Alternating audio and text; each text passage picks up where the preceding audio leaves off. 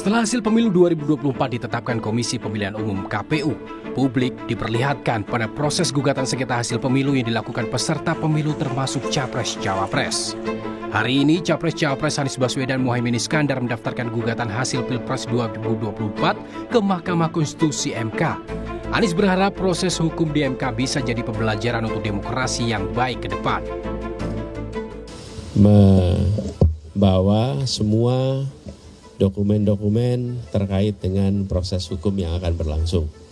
Jadi pagi hari ini kita tadi berjumpa sebentar, lalu mereka bersiap akan segera menuju ke MK. Bahwa kita menginginkan agar praktek demokrasi kita menjadi lebih baik dan harapannya dengan adanya proses di MK bisa menjadi pembelajaran juga bagi kita semua. Tidak hanya Anies Muhaimin, Capres-Cawapres di pemilu 2024 lainnya, Ganjar Pranowo Mahfud MD juga segera mendaftarkan gugatan hasil Pilpres ke MK. Ganjar bilang, proses ini akan buktikan sejumlah hal yang dianggap curang menuju Pilpres 2024. Oh, kita sudah siap dari awal, kan semua calon siap dari awal semuanya. Ini proses yang biasa saja kok. Yang tidak biasa adalah cerita-cerita yang muncul di masyarakat yang kita mesti buktikan kondisinya itu. Semua ada awalnya, semua ada akhirnya. Maka kita akan sudah mengawali dan kita akan mengakhiri dari timing dan waktu-waktu yang sudah diberikan oleh undang-undang. Itu aja yang mau kita lakukan. Di sisi lain, publik juga ikut bandingkan bobot mana yang lebih kuat untuk buktikan dugaan kecurangan pemilu selain sidang sengketa pemilu. Pasalnya, sejumlah wakil rakyat di DPR kini tengah menggalang dukungan untuk menggulirkan hak angket kecurangan pemilu. Partai Nasdem mengaku masih mempelajari satu persatu sikap fraksi di DPR, terutama fraksi partai terbesar, yakni PDI Perjuangan.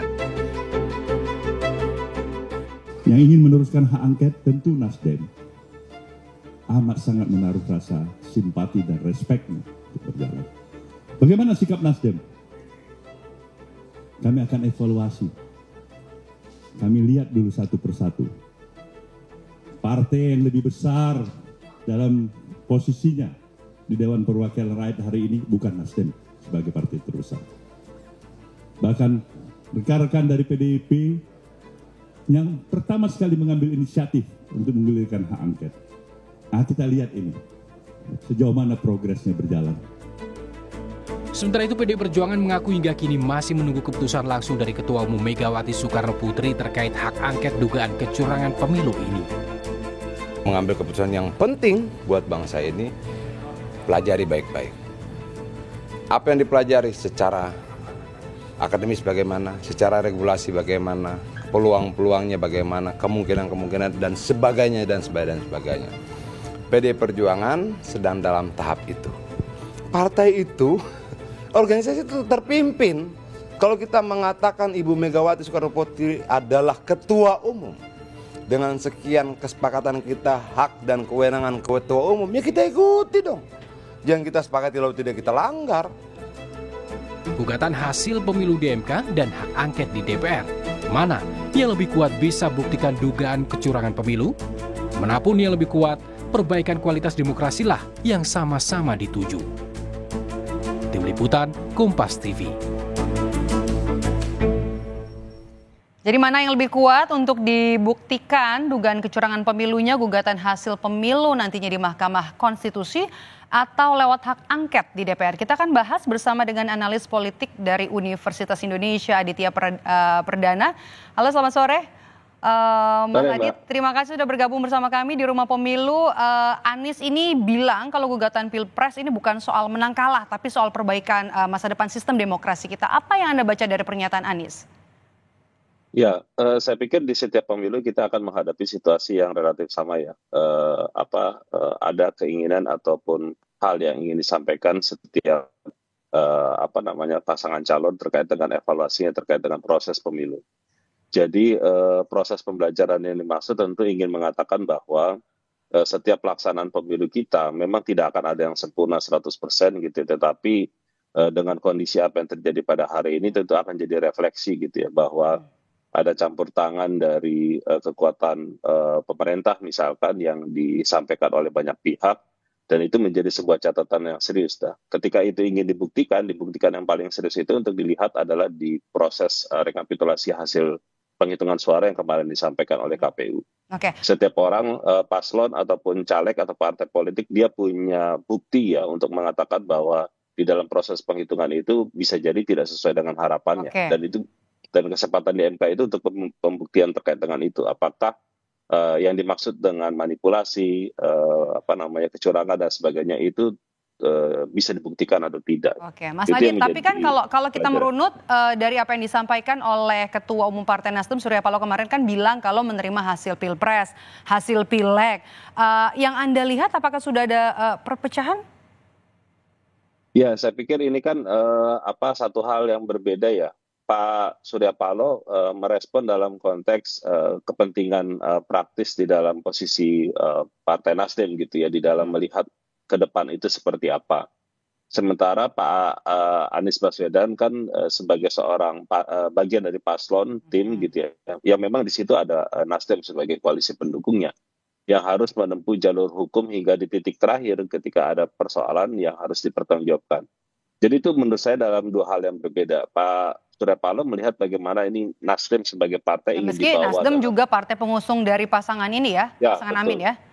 Saya yakin kalau dalam konteks dukungan ke MK, saya yakin Nasdem akan ikut serta juga gitu. Tetapi di dalam urusan politik terkait misalkan hak angket, Nasdem tentu akan berhitung soal itu. Oke, itu untuk 01 ya. Kalau kita simak juga pernyataan Ganjar Pranowo yang sepertinya lebih tegas kalau ingin membuktikan adanya dugaan kecurangan pemilu, termasuk juga Ganjar bilang ada saksi-saksi kunci yang rencananya nanti akan dihadirkan. Apa yang Anda tangkap dari pernyataan Ganjar?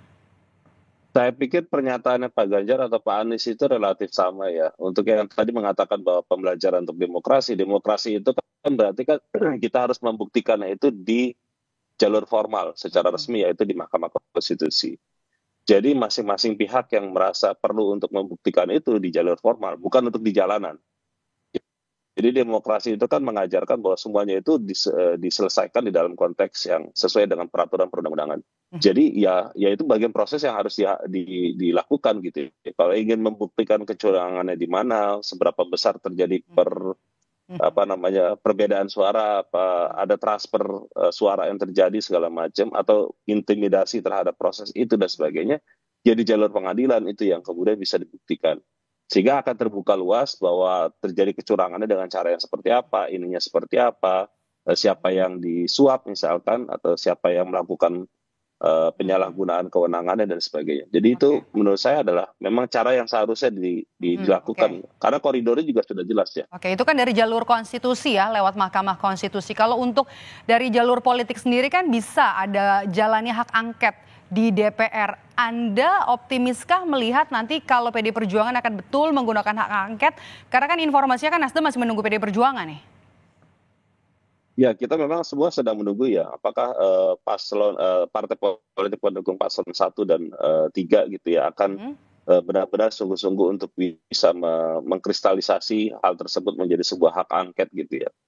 Jadi kita semua sedang menunggu, dan saya yakin pertimbangannya juga banyak sekali gitu. Jadi bukan hanya untuk terkait dengan pemilu 2024 kemarin gitu ya. Saya yakin ini juga terkait dengan bagaimana positioning politik masing-masing partai ini terhadap konstelasi di parlemen, di dalam pemerintahan dan sebagainya. Jadi hitungan-hitungan politiknya tentu akan lebih terasa gitu ya. Karena ketika hak angket itu disampaikan, berarti kan ada implikasi ke depan apa yang terjadi nanti. Apakah positioning partainya akan menjadi mendukung, menolak, atau bahkan oposisi dan sebagainya. Jadi Anda melihatnya gimana nih Mas Adit? Apakah benar-benar nanti hak angket akan terwujud, terrealisasi di DPR? Saya tidak melihat sesuatu yang mudah ya. Kalau ditanya gampang atau sulit ya, saya membuat ini analoginya tidak mudah. Karena bukti sampai hari ini belum ada statement yang resmi dan kristalisasinya menjadi sebuah kekuatan yang besar gitu ya. Nah ini yang ya, karena memang ada dinamika di internal partai politik gitu ya, untuk melihat masa depan mereka juga seperti apa dalam pemerintahan atau di dalam konteks koalisi-koalisi yang terbangun ya. Jadi perhitungan perhitungan itu kelihatannya jauh lebih mendominasi menjadi pertimbangan partai politik ya. Oke, jadi menurut Anda peluangnya ini untuk membuktikan dugaan kecurangan pemilu akan lebih besar lewat jalur konstitusi, lewat Mahkamah Konstitusi gitu dibanding hak angket yang belum jelas. Kalau kita katakan hilalnya bagaimana karena ada saling tunggu partai politik pendukung 1 dan juga 3. Ya, saya pikir kalau jalur konstitusi melalui MK itu kan sesuatu yang harus dilakukan dan kelihatannya nanti juga akan bisa kelihatan apa yang terjadi di proses-proses penghitungan suara itu.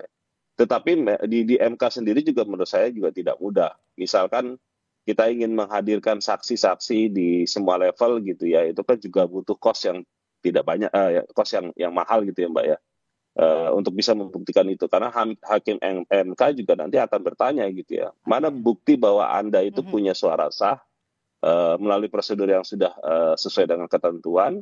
Ketika ada perbedaan, di mana perbedaannya gitu ya. Nah ini juga tidak mudah juga. Jadi menurut saya ini proses yang tidak mudah gitu, tetapi harus dilalui dan saya setuju ini menjadi bagian pembelajaran demokrasi gitu ya, bahwa untuk bisa membuktikan kecurangan itu memang sebuah PR yang besar gitu ya. Tapi pada sisi yang lain kita juga punya kesadaran untuk mengatakan bahwa ya meskipun ini sudah selesai misalkan ya rekap itu sudah dilakukan, tetapi pemilu ini bukan pemilu yang benar-benar sesuai harapan banyak pihak. Itu saja yang menurut saya menjadi catatan penting ya. Oke, singkat saja Mas terakhir.